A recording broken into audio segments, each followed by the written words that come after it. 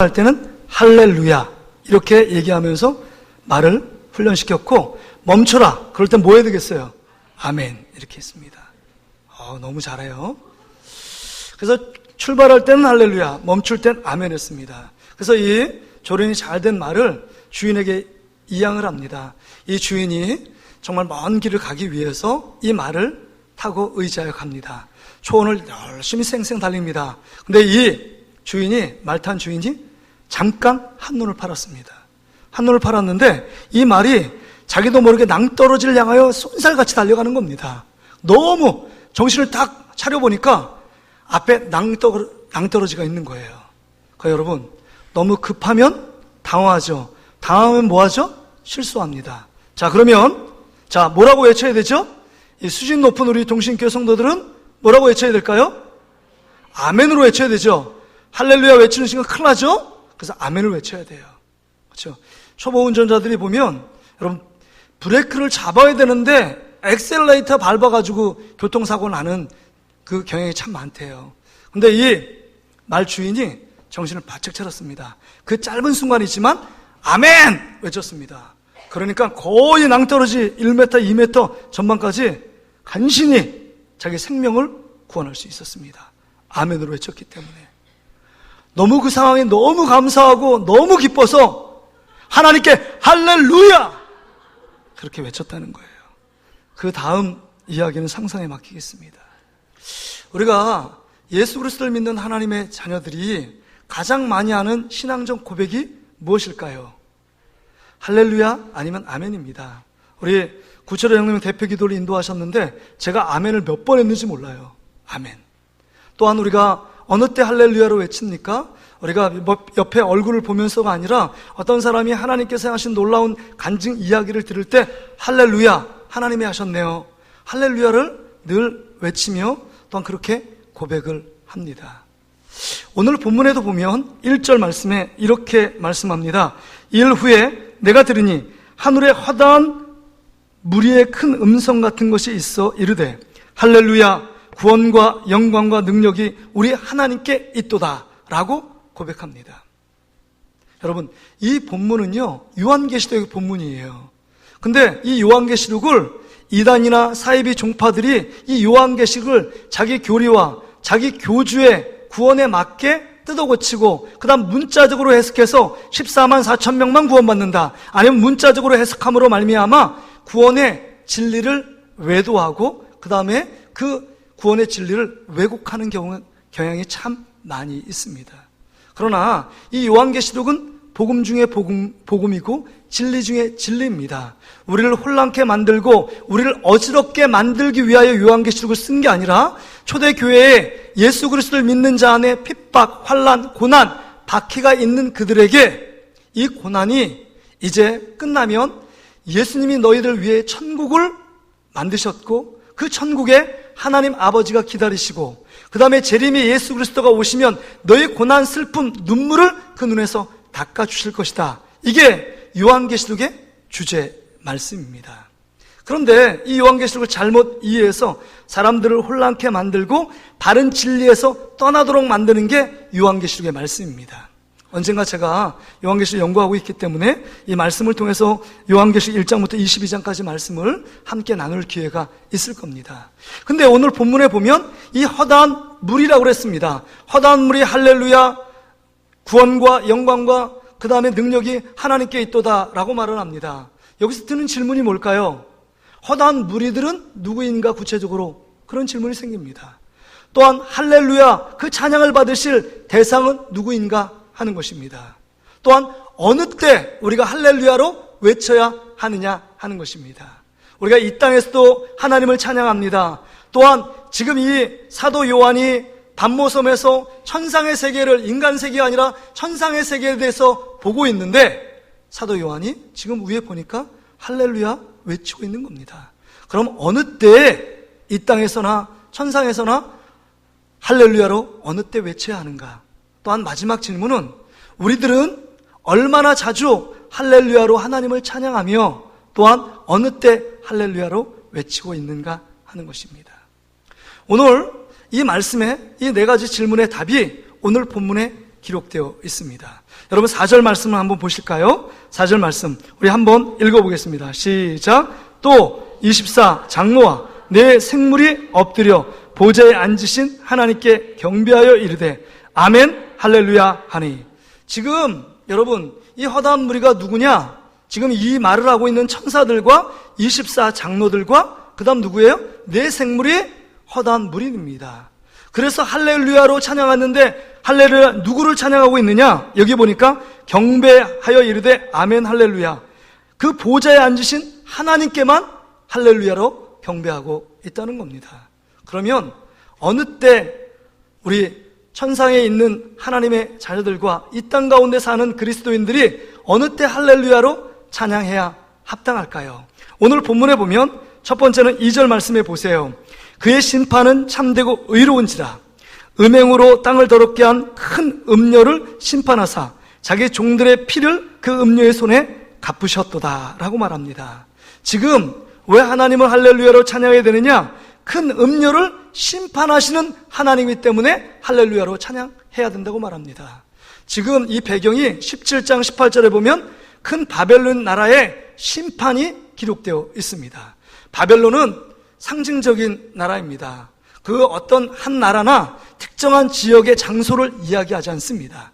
다시 말해 쉽게 말하면 이 바벨론은 정말 예수 그리스도를 믿는 자를 핍박하고 박해하고 고난과 어려움을 주어 예수를 믿을 수 없게 만드는 사탄의 세력을 큰 음녀 바벨론이라고 상징하고 있습니다.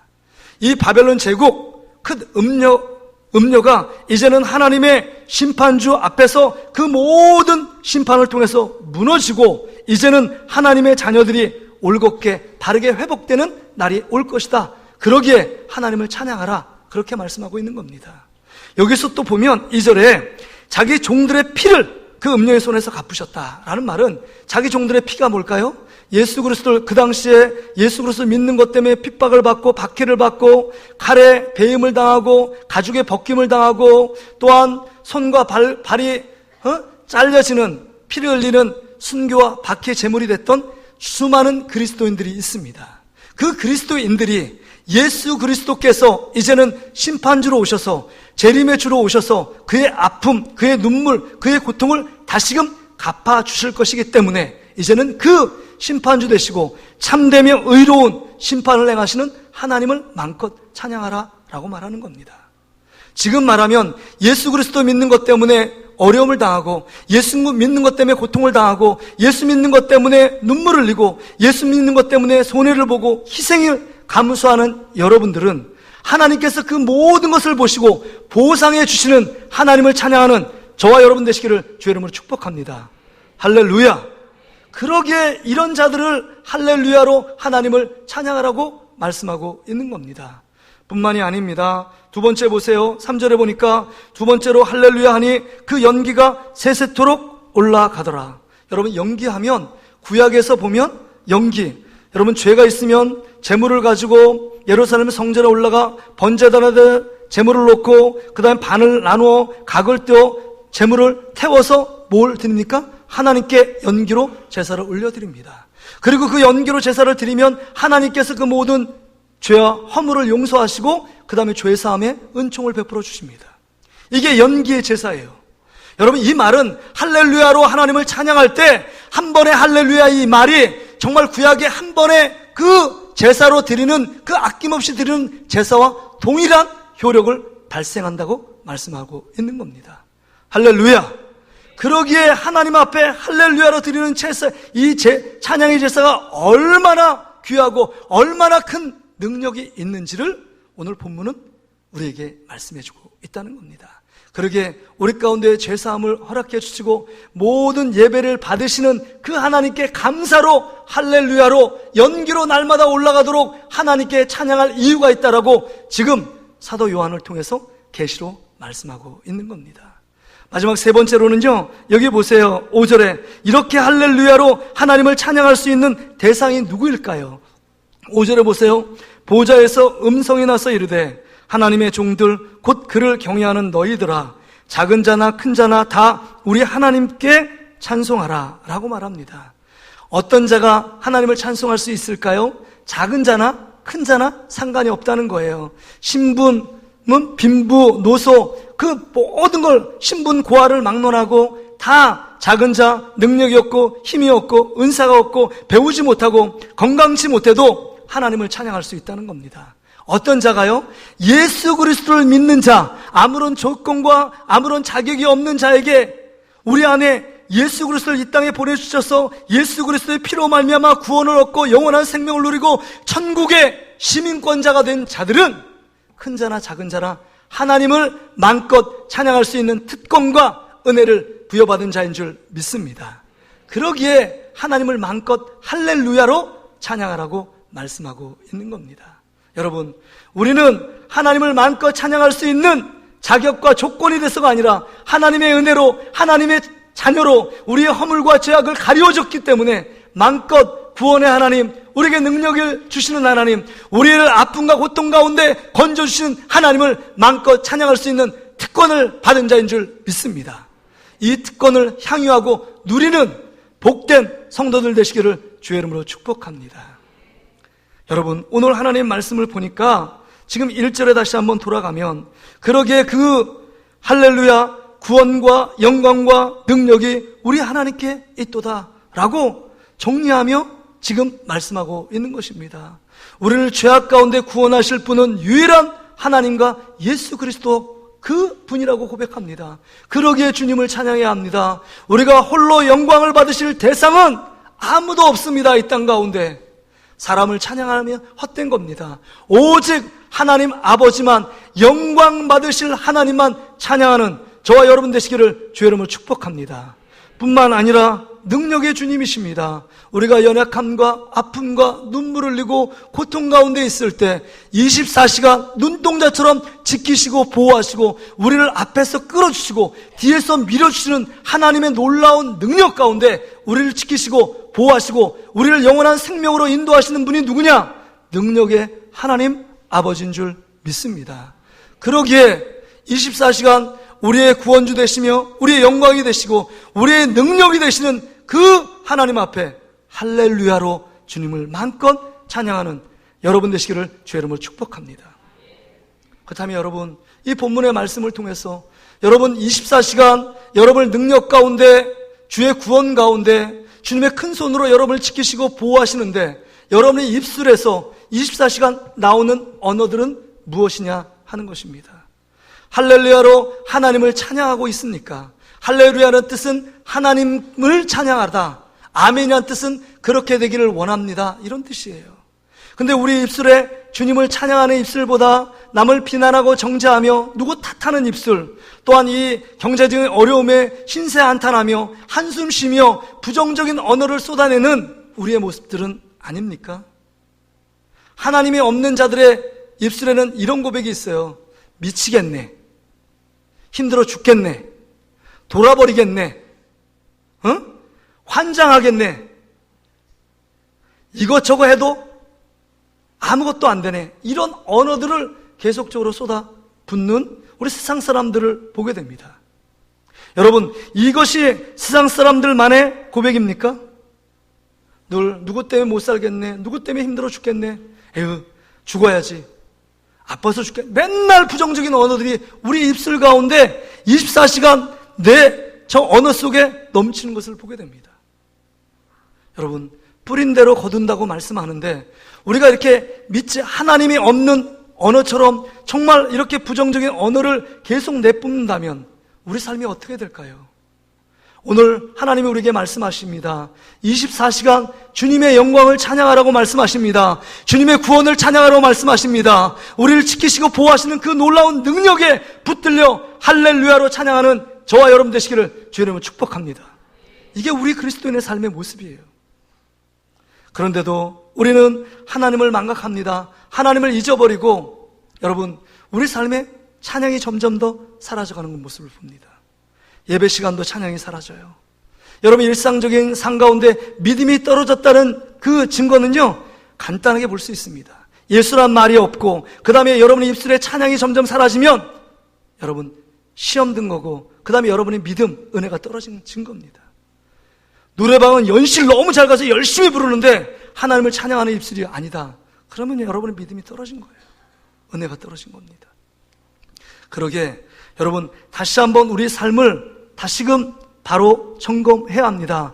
여러분, 야고보서 3장 10절에 뭐라고 말했느냐? 여러분, 야고보서 3장 10절 말씀을 한번 여러분 화면을 보시고 같이 한번 읽어보겠습니다. 야고보서 3장 10절입니다. 같이 읽습니다. 시작. 한 입에서 찬송과 저주가 나오는도다. 내 형제들아, 이것이 마땅하지 아니하니라.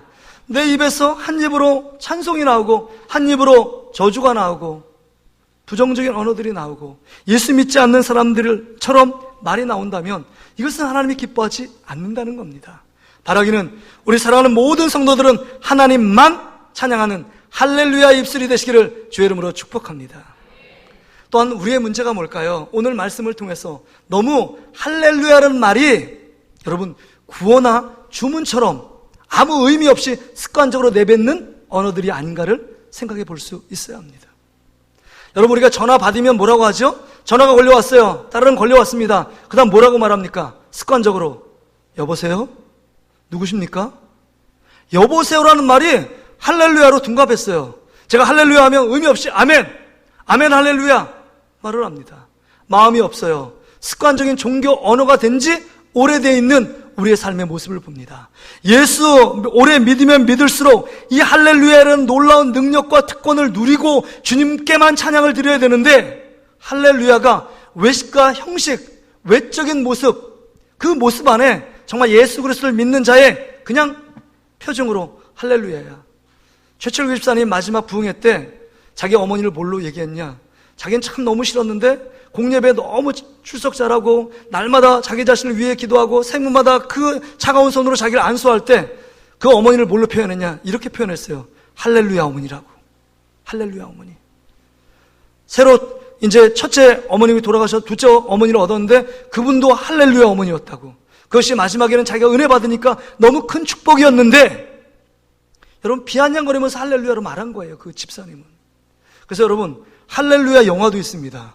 1997년에 박중훈, 그 다음에 이경현 주연의 할렐루야는 여러분 사기꾼, 정가 오범이에요. 사기 잘 치고. 그래서 포스터에 뭐라고 써있느냐? 믿음 소망 사랑이 아니라 믿음 소망 사기. 사기가 삶을 구원하리라 이렇게 생각하며 박중훈이 늘 사기 치는 겁니다. 그래서 개척교회가 큰 교회로 1억 헌금을 통해서 자기 개척교회 건축을 지원받으러 가는 길에 이 사람이 교통사고로 죽습니다. 그러니까 박중훈이 그 1억을 얻기 위해서 전혀 예수 믿지 않는 사람이 목사 행세를 한다는 내용이 그 설교, 그 영화의 스토리예요. 근데 그 영화 속에서 우리 예수 그리스도를 믿는 자들이 보아야 될 것이 있습니다. 외적인 모습은 할렐루야, 거룩한 그리스도인의 삶의 모습인데 그 내용은 진짜 하나님을 찬양하고 진짜 마음 중심에서 나를 구원하시고 나를 사랑하시고 나에게 은혜 베푸시는 하나님을 찬양하지 않는 우리의 겉과 속이 다른 이중적인 모습을 여러분 거기서 꼬집고 있습니다. 그 영화가. 예수 믿는 사람이 점점 더 비난받고 영화의 주제, 가십거리로 지금 사용되고 있는 한국 교회의 상황을 보면서 우리는 여러분 우리의 모습을 돌아볼 수 있어야 합니다. 경각심을 가져야 합니다. 한편의 영화겠지라고 생각하는 것이 아니라 현 시대를 반영하고 있기 때문에 좀 제가 목사로서 그 영화를 보면서 너무 마음이 아팠습니다.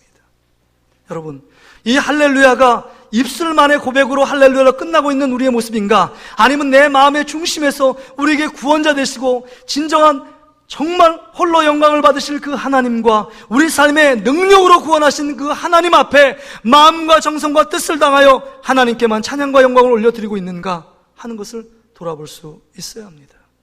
그러기에 오늘 이 말씀을 들으면서 우리가 어떻게 삶을 적용하며 이 말씀 앞에서 결단해야 할까요? 오늘 이 말씀을 보면서 우리도 24시간 우리도 할렐루야로 하나님을 찬양하는 삶을 멈추지 말아야 합니다. 왜요? 이사야 43장 21절에 우리가 이 땅 가운데 존재하는 목적을 기록해 놓았습니다. 우리 이사야 43장 21절 말씀 우리 화면을 보고 함께 우리 읽겠습니다. 시작. 이 백성은 내가 나를 위하여 지었나니 나를 찬송하게 하려 함이니라. 여러분 이 백성을 내가 지은 목적이 있대요. 존재케 하는 이유가 뭐냐? 나를 찬송하기 위하여, 찬송하는 예배자로 여러분을 세우기 위하여 여러분을 구원시키고 또한 하나님의 자녀로 삼아 주신 것입니다. 그러기에 우리의 첫 번째 사명을 잊어버리면 안 돼요. 망각하면 안 됩니다. 늘 우리가 누구를 찬양해야 되느냐? 하나님의 구원과 영광과 능력을 날마다 주님의 그 거룩한 이름을 찬양해야 한다는 사실입니다. 제가 2009년, 2010년, 2011년에 아프리카 케냐를 단기 선교를 간 적이 있습니다. 1년에 한 번씩. 그때 그 부교육자로서 선교국을 담당했기 때문에 한 1년에 2차례에서 3차례 정도 단기 선교를 떠나간 적이 있습니다. 떠나고 이렇게 단기 선교를 인솔자로 인도했는데요. 그 케냐를 갔는데, 첫 번째 단기 선교를 갔는데, 나이로비 국제공항에 내려서 호스트 선교사님이 인도를 받아서 주일이 됐습니다. 주일이 돼서 현지 교회에 말씀을 인도해 달라고 해서 말씀을 준비하고 이제 갔습니다. 한 11시 정도 된 것 같아요. 11시에 이제 예배가 끝나게 되면, 그다음 간단히 식사를 하고, 그다음 의료 선교와 그다음에 여러 가지 선교를 준비했기 때문에 그 이후의 활동을 통해서 지역사회에 복음을 전하고, 그다음에 선교, 구제 활동을 하기 위해서 그 교회를 갔습니다. 제가 떨리는 마음으로 이제 현지인들에게 설교를 전해야 되잖아요. 물론 영어로 하지 않고 한국어로 했습니다. 통역이 있으니까. 근데 이제 예배를 이제 드리려고 강사라니까 저 앞에서 안내하시는 분이 이제 허름한 강대상 뒤에 한 의자가 한 4개, 5개가 이렇게 쭉 있었습니다. 그래서 뒤에 의자를 앉았어요. 앉았으면 여러분 보면 대충적으로 예배 순서지 보면 그 다음에 어느 정도 몇 분 후에는 설교할 타이밍이 있다. 뭐 이 정도 알잖아요. 근데 웬걸이요. 11시에 예배를 시작했어요. 앞에 찬양 인도가 제가 찬양을 시작합니다. 찬양이 10분 지났어요. 20분 지났습니다. 30분 지났어요. 1시간이 훌쩍 지났습니다. 찬양이 끝날 기미가 안 보여요. 그 아프리카 특유의 리듬감 있죠? 그냥 너무 간단한 단어인데 이 영어와 그 스와힐리와 자기 지역 토착 언어로 계속적으로 하나님을 찬양하는데 막 이렇게 하면서 막 찬양해요. 그 예배자들이 한 명도 앉아있는 사람은 없습니다. 목사부터 시작해가지고 앞에서 찬양을 쫙 하는 거예요. 처음에 30분은 계속 앉아있었어요. 근데 30분 앉으니까 너무 부끄러운 거예요. 저만 혼자 앉아있는 거 뒤에서. 그래가지고요, 그 강대상에 내려와서 저도 같이 찬양을 부르기 시작했습니다. 30분 지나도요, 찬양이 안 끝나요. 1시간 반 정도 했는데 찬양이 안 끝납니다. 기다리다 1시간 반 정도 지나니까 찬양이 끝난 거예요. 그 다음에 설교구나. 그러더니 성경 봉독을 하고 난 다음에 또 특송에 들어갑니다. 어른들이 나와서 특송하죠. 아이들 나와서 특송하죠. 그 다음에 막 특송을 하고 있는 거예요. 예배 시간은 찬양 시간이구나. 제가 머리에 선명해요. 그 찬양을 하나님께 다 물려 하나님께 올려드리고, 그 에어컨도 없습니다. 막 35도 40도 되는데 에어컨 없어요. 철판으로 만든 그 위에 있는데 막 소나기가 오면요 막 해가지고 설교도 안 들려요. 그런데도 그냥 흥겹게 막 찬양하면서 막 덩실덩실 춤을 추면서 그 등치가 이렇게 산만한데 추면서 기쁨으로 찬양하는 모습이에요. 근데 제가 설교가 이제 1시간 반 2시간 정도 되니까 끝날 시간인데 설교하라니까 제가 한 20분 정도 했습니다. 근데 20분 한데 옆에 있는 사람이 영어로 통역했습니다. 그 다음에 부족인 영어 모르는 사람이 스와일러 부족어가 있어요. 그러니까 통역자가 2명인데요. 제가 천천히 설교했는데 스와일러는 방방 뛰는데 여기 앉아있는 사람이 아멘 하는데 막 저가 기절한 줄 알았어요. 아멘 하고 있는 성도들 보면서 제가 도전을 받아요. 근데 그 모습이 뭐냐면 하나님께 마음껏 주님께 찬양하니까 그 마음에 기쁨이 오고, 하나님께 찬양을 올려드리니까 하나님께서 그 위에 내리시는 놀라운 은혜가 그 가운데 임하니까 얼굴에 빛이 납니다. 말씀이 그 마음에 꽂히는 것 같아요. 제가 반응을 보면 알잖아요. 그러면서 제가 느끼는 건, 이런 찬양을 하나님께 드릴 때 하나님이 기뻐 받으시는구나. 우리의 모습이 너무 외식적이고 예배를 들어가기 위한 준비 찬양 정도로 알고 있는 우리의 모습들을 고정관념이 깨져버린 거예요. 제가 고등학교 때 우리 교사 선생님이 신년이 돼가지고 이제 이렇게 기도원을 한번 가자. 그래서 우리 고등부 아이들 몇 명 데리고 봉고차에 태우고 쫙 막 달린 거예요. 달리고 보니까 지금 보니까 안양에 있는 옆에 있는 갈멜산이에요. 저녁 집회가 11시였습니다. 11시 집회를 딱 앉았는데, 거기도 뭐예요? 찬송가 한 곡을 인도하는데 찬송가가 한 곡이 안 끝나요. 1절 부르고 2절 부르고 3절 4절 부르는데 한 번 부르고 2번 부르고 3번 부르고 4번 부르고 10번 쉬다가 내가 못 쉬었어요. 많은 찬양을 중요한 게 한 곡을 여러분 가사를 집중해서 믿음으로 불러야 됩니다. 그 찬양 인도자가 여자분인데 강력하게 영적으로 인도했는데 10번 정도 부르는데 모든 사람이 무릎 꿇고 하나님 말씀을 사모하며 기도에 집중하는 모습을 보면서 이런 찬양에 놀라운 능력이 있구나. 우리의 찬양은 어떻습니까? 우리의 입술은 어떻습니까? 진정으로 하나님을 찬양하는 우리의 입술입니까? 아니면 우리의 입술을 통해서 다른 사람을 원망하고 불평하는 죄악을 짓는 입술입니까? 우리도 바라기는 24시간 열정적으로 주님만을 찬양하는 저와 여러분 삶 되시기를 주 여러분을 축복합니다. 여러분 찬양하면요 또한 놀라운 어떤 현상이 일어나냐, 할렐루야로 하나님을 찬양할 때 우리의 삶을 바뀌는 놀라운 능력이 있어요. 1절에 보면 하나님은 어떤 분이냐, 구원자다, 영광을 받으실 분이다, 능력이 있다 그랬는데 여러분 우리가 찬양할 때 하늘의 신령한 능력이 우리 삶 가운데 부어지는 축복이 있을 줄 믿습니다.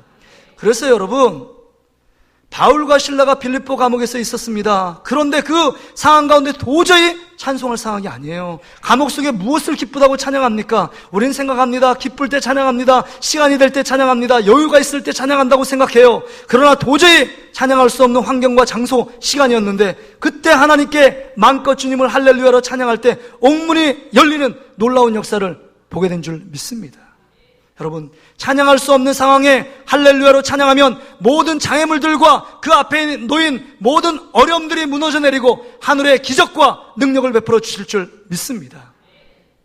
여러분 제가 이 교회 부임하기 전에 역대하 20장 말씀을 제가 부여잡고 기도했다고 그랬잖아요. 여호사밧이 이 남유다가 그 모압, 암몬, 마온 이 연합군들이 수많은 구름대 벌떼처럼 군사들이 이끌고 유다를 쳐들어옵니다. 정말 절체절명의 위기예요. 도저히 군사의 힘 갖고는 도저히 이길 수 없는 전쟁입니다. 그런데 이 여호사밧 믿음의 그 왕이 이스라엘에게 기도를 선포합니다. 함께 기도해달라고. 그리고 첫 번째 한 것은 군대를 정비하고 전술을 정비한 것이 아니라 그 군대 앞에 성가대를 조직하여 앞에 찬양하도록 만듭니다.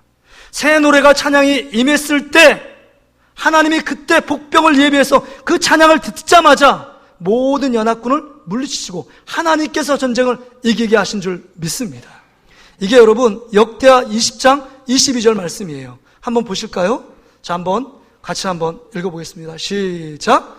그 노래와 찬송이 시작될 때 여호와께서 복병을 두어 유다를 치러 온 암몬 자손과 모압과 세일산 주민들을 치게 하심으로 그들이 패하였으니, 여러분 그들이 싸워서 이긴 전쟁이 아닙니다. 먼저 하나님 앞에 할렐루야로 전심으로 성가대가 하나님께 찬양과 경배를 드리니까 도저히 이길 수 없는 불가능한 전쟁을 이기게 하신 분은 하나님 아버지인 줄 믿습니다. 그렇습니다. 다윗이 하나님께 마음껏 찬양할 때 사울에게 붙었던 귀신도 떠나가는 줄 믿습니다. 그렇습니다. 우리의 찬송은 우리의 삶을 바꾸게 만듭니다. 그 찬송은요 하나님의 놀라운 영광과 기적을 경험하는 축복의 통로가 됩니다. 할렐루야를 무시하지 마세요. 하나님께 찬양하는 시간을 여러분 할애하고 하나님께 찬양할 때마다 우리 앞에 놓인 우울감과 어두움과 악한 귀신과 흑암의 세력들은 떠나가고 하늘의 평강과 하늘의 은혜와 하늘의 능력이 임하는 놀라운 시간을 경험하게 될 줄 믿습니다. 여러분 제가 학창시절에 유행가 부르는 걸 참 좋아했어요. 노래는 잘 못해도 그때 제일 유명한 사람은 변진섭, 이문세 이런 사람이에요. 붉은 노을 이런 거 있잖아요. 근데 그건 그래도 이렇게 전 밝은 곡을 좋아했거든요. 근데 우리 친구들 중에서 보면 늘 슬픈 노래 김광석 이거 한 곡 부르고 꼭 한강에 가가지고 한번 뛰어내릴 것 같은 그런 곡 있잖아요. 우울하고 슬프고 이별하는 노래들이에요. 근데 가수들 중에 여러분 한 곡이 히트하면 제가 그 기사를 봤는데 최소 2,000번에서 3,000번을 감정에 몰입돼서 그 가사대로 자기 인생을 완전히 몰입해서 노래를 부른대요. 그럼 어떻게 되는지 아십니까? 그 사람들이요 가사 노래처럼 슬픈 가사를 보면 슬픔의 종말이 와요. 그 다음에 더 우울한 노래를 부르면요 우울한 노래 종종 가수들이 여러분 그 노래 부르다가 자살한 종종 가수를 보게 됩니다. 가사처럼 되는 거예요. 우리가 하나님 앞에 이 믿음의 가사를 주님 앞에 찬양으로 영광 돌리면 믿음의 가사가 내 삶이 되고 믿음의 가사가 내 삶의 능력이 될 줄 믿습니다. 그러게 무엇을 불러냐 하는 것입니다. 여러분 무엇을 불러야 되느냐 하는 거예요. 내가 지금 하나님 앞에 찬양과 영광을 올려드리고 있는가? 우리 자신을 돌아볼 수 있어야 합니다. 여러분, 핸델이 18세기에 뭘 줬냐면 오라토리오란 말은 18세기의 종교음악, 성경의 구절을 갖고 여러분 곡을 진 게 오라토리오예요. 오라토리오의 핸델의 메시아라는 곡이 너무 유명합니다. 이건 2시간 반의 대곡이에요. 그걸 하루 아침에 쓴 겁니다. 하루 동안에 이 2시간 반의 곡을 대쓴 거예요. 1부는 예수 그리스도의 탄생, 2부는 예수 그리스도의 십자가의 고난, 3부는 예수 그리스도의 부활, 승천, 이거에 대해서 이 메시아 곡은. 그 중에 2부의 후렴곡으로 뭐가 나오느냐? 할렐루야가 나와요. 할렐루야. 시간이 있으면 진짜 할렐루야 곡을 듣고 싶더라고요. 할렐루야 그 대곡이요. 여러분 알죠? 할렐루야를 부르면 어떻게 됩니까? 모든 사람이 다 일어나요. 일어나라고 쓴 게 없어요. 지휘자가 이렇게 세우지 않습니다. 이유는 뭐냐면 이 18세기에 정말 그 찬양의 대곡을 듣고 옆에 있는 황제가 너무 은혜를 받아서 눈물을 벅벅 흘리면서 황제가 다 일어난 거예요. 하나님의 영광이 너무 이 가운데 가득함을 느끼고 자기 자신도 모르게 그 왕자의 자리에서 확 벌떡 일어난 겁니다. 그러니까 여러분 황제가 일어나니까 그 옆에 있는 모든 대신들과 그 관객들이 다 같이 일어나는 겁니다. 이게 전통이 돼서 할렐루야만 부르면 다 일어나요. 무슨 의미인지도 모르고 일어납니다. 근데 지금 이 할렐루야라는 명곡이 어디서 영광을 받았냐? 여러분 요한계시록 19장에서 영광을 받은 거예요. 신약에 할렐루야라는 말이 수없이 나올 것 같지만 신약에는 한 번도 기록되어 있지 않습니다. 여기 요한계시록 19장에만 할렐루야라는 말이 4번밖에 기록되어 있지 않아요. 구약에 할렐루야의 삶이 있지만 다 다른 데는 없고 시편에만 할렐루야라는 찬양이 기록되어 있습니다. 그런데 시편 150편 마지막 편을 보면 호흡 있는 자마다 여호와를 찬양할지어다 할렐루야 이렇게 마무리돼요. 그러니까 우리의 삶이 할렐루야로 시작했다, 할렐루야로 마무리돼야 되는 줄 믿습니다. 그러게 여러분, 우리 삶 가운데 어려움이 있고 내 마음대로 내 뜻대로 되지 않는 아픔이 있어도요, 그 상황 가운데 빌립보 감옥에 있던 바울과 실라처럼 하나님께 할렐루야로 찬양하면 옥문도 열리고 하나님의 놀라운 기적이 열리고 회복의 역사가 우리 삶 가운데 나타나게 될 줄 믿습니다. 바라기는 우리 모든 사랑하는 성도들도 할렐루야를 시작했다, 할렐루야 마치는 여러분 되시기를 주의 이름으로 축복합니다. 우리 여러분, 자 우리 찬양팀 나오고요.